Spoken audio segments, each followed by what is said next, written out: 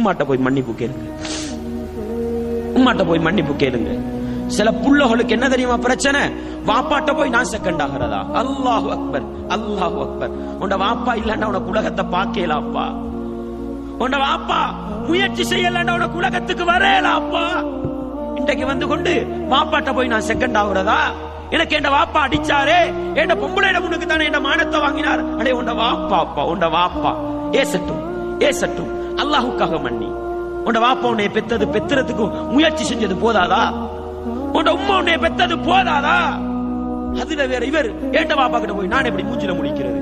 ஏண்ட உமா கிட்ட பொஞ்சாதி குடும்பம் நான் நாயா? என் பொம்பளை நான் நாயா? ஏன் சகோதரர்களை இது ஏன்? நீ கொஞ்சம் நாயாகுங்க, அல்லாஹ் உங்களை சுவர்க்கத்துல தூக்கி வைப்பான்.